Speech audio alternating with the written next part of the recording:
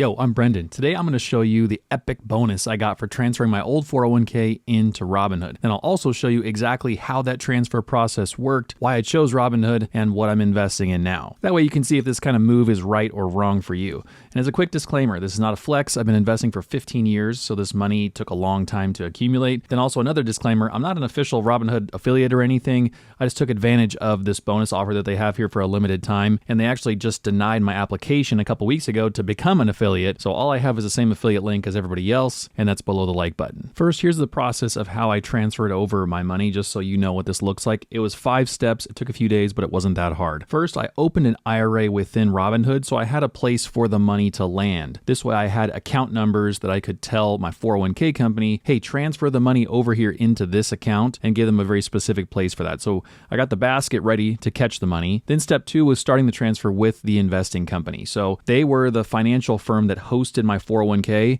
And so I talked to them and I talked to my HR person and basically said, hey guys, I want to do this transfer. What paperwork do I need to fill out? And for me in this case, there was like 2 or 3 different forms I had to fill out. I had to go get it notarized to prove it was me that was authorizing this. Because my wife was a beneficiary on the account, she had to sign it too. So there was some hoops to jump through to make this happen. But once I scanned those documents and emailed them to the finance company, I got a bunch of confirmations, including a letter in the mail confirming that this was happening. It's official. It's going straight into the Robinhood IRA, and I'm not going to have to worry about any taxes along the way because it's a direct transfer. So whenever I looked in the app, I could actually see the money sitting there, but it wasn't investable yet. I had to wait a couple of extra days. And then as soon as it hit the account and became investable, I also got the bonus from Robinhood. And so I could see that right away. I could confirm that it actually worked and everything happened as it should. And so that was a bit of a relief for me because I didn't have to contact anybody and demand anything. It just happened. It was automatic. And then now that I had this big lump of cash sitting in the Robinhood app, all I had left to do was to pick what to invest in. So last night I went through and did some research, decided what I wanted to invest in, picked the things that I wanted. I made a basket, so to speak, with Robinhood. And you basically say, I want to invest in these things. I want to invest these amounts. And then I clicked execute.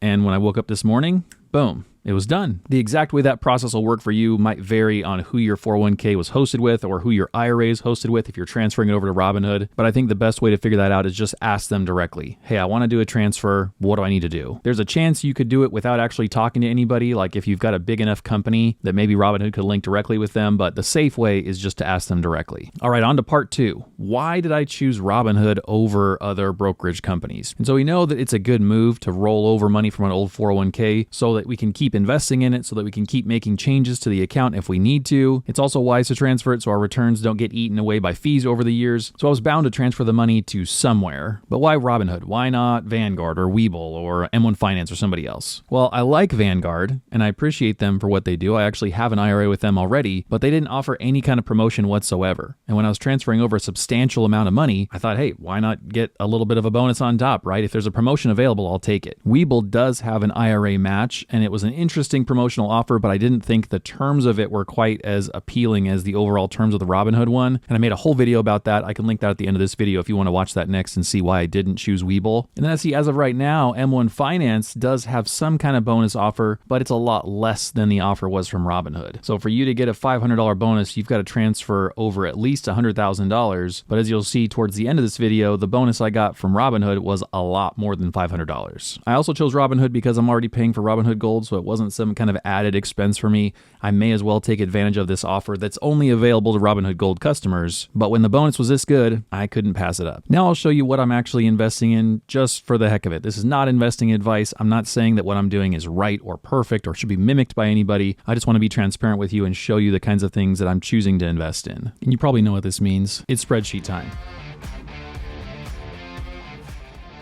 All right, now I've got this snazzy little chart to show you the breakdown of what I'm investing in, and you can see the kind of proportion of the 5 different things that I chose. So everything I chose right off the bat is not an individual stock. I want everything to be a broad, diverse mix of a bunch of different companies just to lessen my risk overall. I realize that if one company shoots off and makes a bunch of money, then I might have a little bit of FOMO because, oh, I could have picked them. But as of today, who knows what that company is? Nobody can predict this kind of thing. And if anybody can, they're lying to you or they're a scammer. So the first and the primary ETF that I chose is called VTI. And VTI is just an ETF that's put on by Vanguard, and it's a total stock market ETF. So this is my way to just mirror the entire US stock market in one fell swoop really, really easily. A common goal for people to try and do is to beat the market. I don't need to beat the market. I'm just happy matching the market. And that's why about 64% of everything that I've invested in with my Robinhood IRA is going into VTI. And then you can see the other 4 pieces of my colorful pie here are kind of evenly distributed between these other 4 ETFs. And the first 2 here are just an effort to diversify even more. VXUS is the Vanguard Total International Stock ETF. And so the goal with this is to cover the rest of all of the stock markets that aren't the US stock market.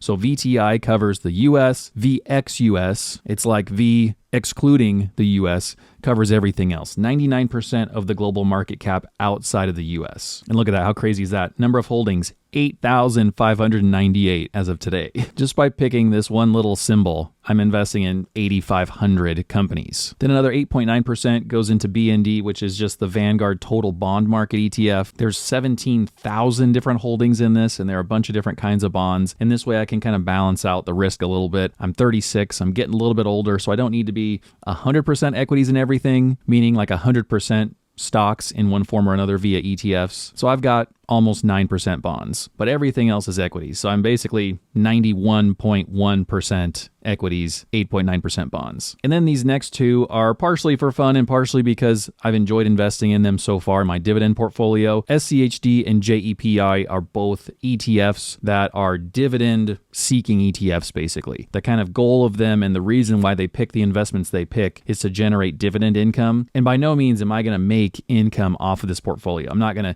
take that money and run and buy burritos and race cars with it. The whole point of that is just to further mix it up, to not rely for all my gains to be purely on growth from VTI or from VXUS. But these 2 other things will create cash dividends that then get immediately reinvested back into the portfolio, and then I'll grow that way. If I had to make a guess, I would think that the bulk of the growth and the bulk of the overall gains are going to come from VTI, but I still prefer to have other things in there besides only VTI. And kind of the core of this portfolio is based around what's called a 3-fund portfolio. It's a really popular kind of investing strategy. It's by no means anything I've come up with, and it's not exactly what I did, but it's a general recommendation that's out there in the world that seems like a wise move, so I pulled the trigger in that direction. Now we get to the juiciest part of the video, which is probably the one that you've been waiting for, and that's how much the bonus actually was. And just in general, like how the bonus works, what are the terms of it, and how much longer is it available for you in case you want to do something like this. Well, here is all the direct information completely revealed for you so that you can see how this works and how the Robinhood bonus worked. So you can see that I rolled over from my old 401k just over $218,000. Took me a long time to save up this money. My wife and I really scrimped and saved and committed a lot to make this happen. And so we shoveled tons of money into this account. It did grow well over the last 10 years too, which is really great.